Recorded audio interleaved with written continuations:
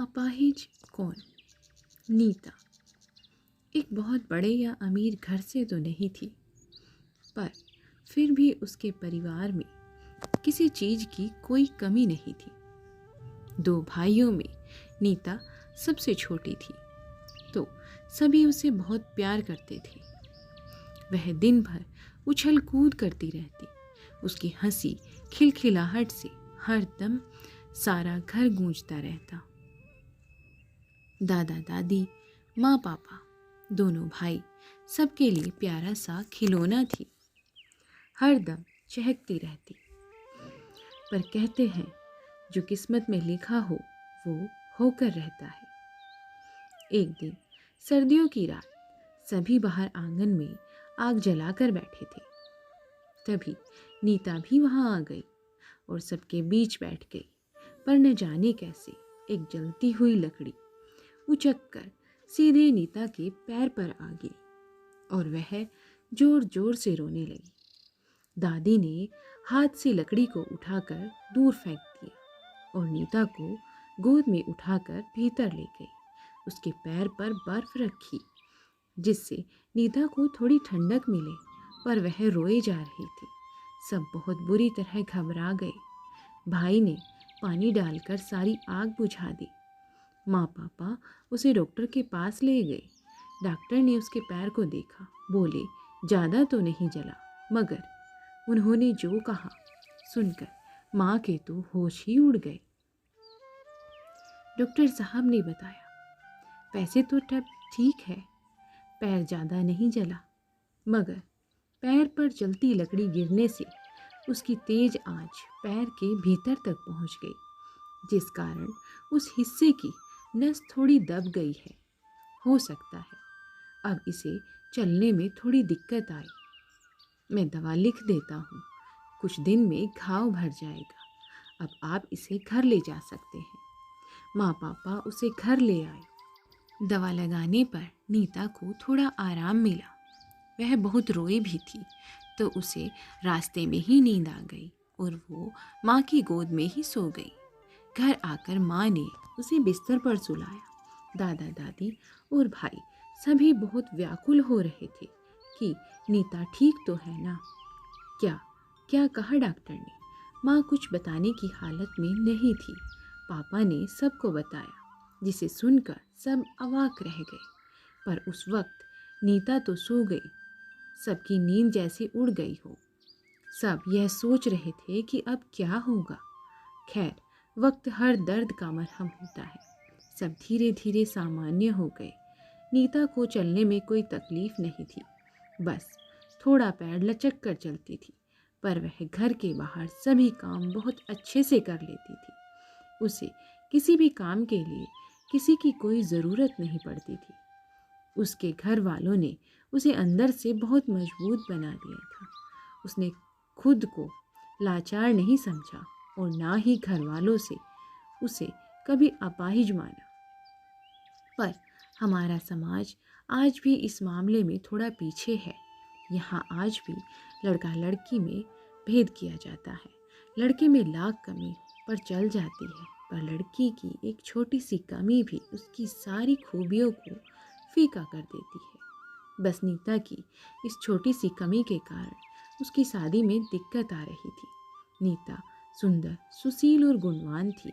उसकी इस खूबी से उसके लिए अच्छे रिश्ते तो आते, पर उन्हें नीता के पैर की वजह से कोई तैयार नहीं होता। पर वो कहते हैं ऊपर वाला सबकी जोड़ी बनाकर भेजता है।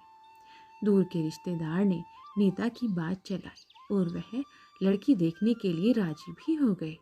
पर नीता के घर वालों को यही डर सता रहा था कि कहीं हर बार की तरह इस बार भी वो लोग नीता के पैर के कारण मना ना कर दें। खैर, सब चिंता छोड़ वो सब लोग लड़के वालों का इंतज़ार करने लगे।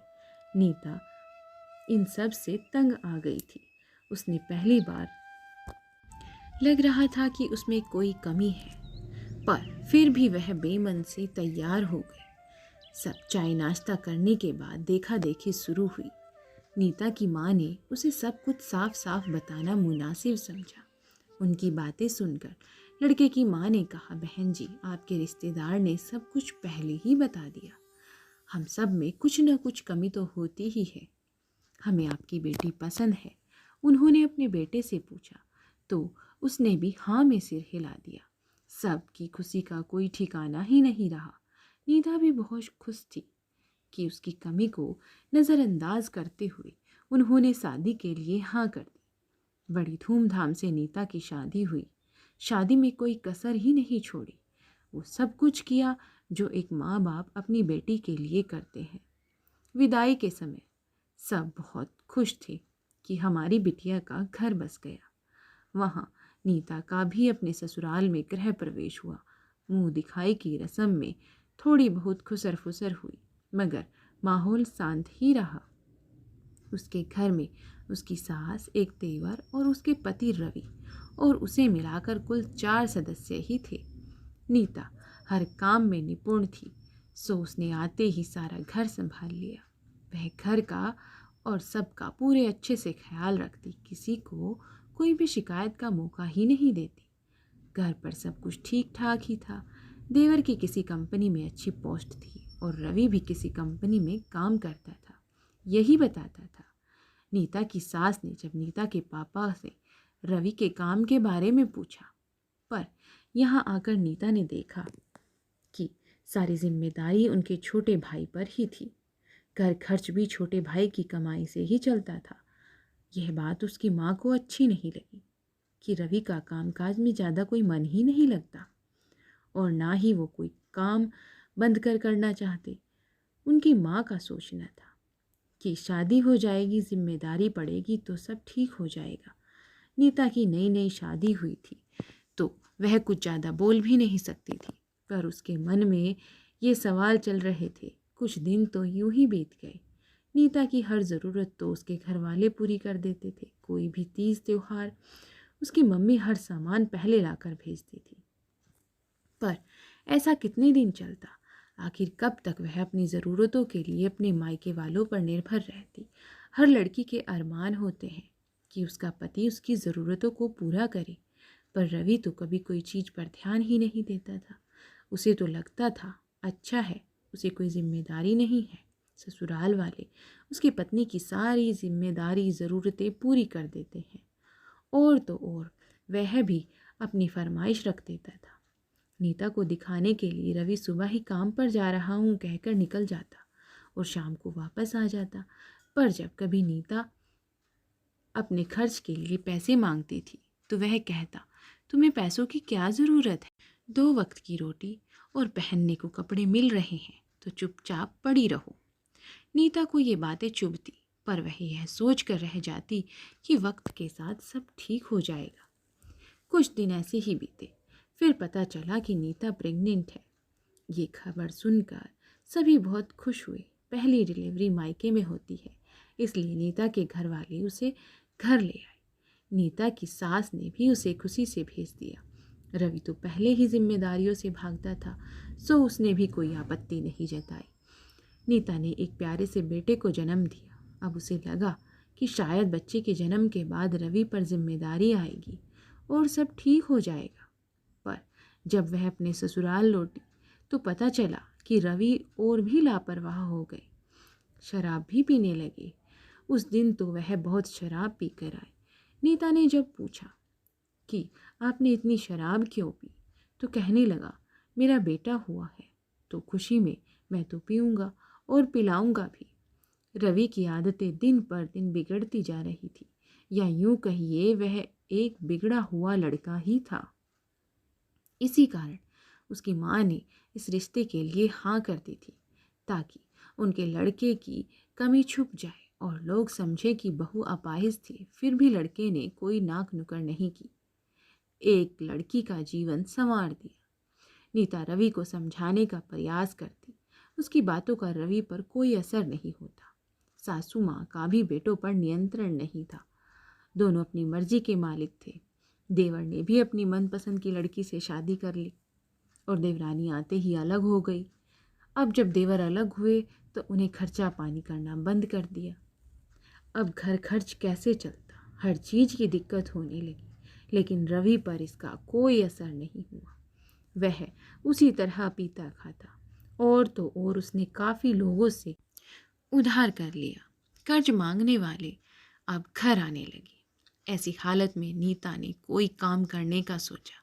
अभी बच्चा छोटा था, इसलिए कहीं बाहर काम तो नहीं कर सकती। उसे सिलाई आती थी, तो उसने घर पर ही सिलाई का काम शुरू कर दिया। उसका सिलाई का काम अच्छा चलने लगा। किसी तरह पैसे जोड़कर और थोड़ा मायके की मदद से उसने उधारी भी चुका दी। पर रवि की आदतें तो वैसी की वैसी ही थी।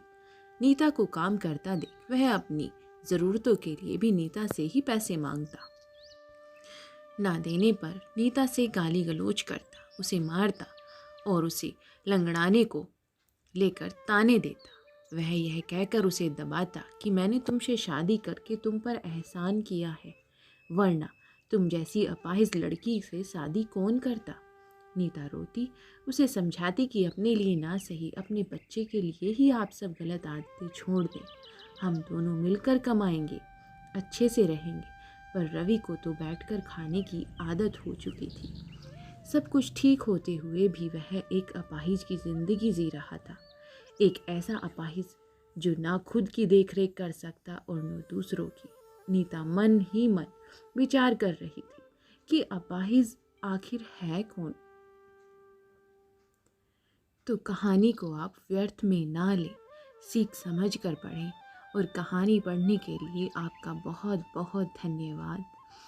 और अगर आप हमारे चैनल पर नए हैं तो प्लीज़ हमारे चैनल को सब्सक्राइब करें। मिलते हैं ऐसी ही नई कहानियों के साथ। तब तक के लिए आप अपना और अपने परिवार का पूरा ख्याल रखें। धन्यवाद।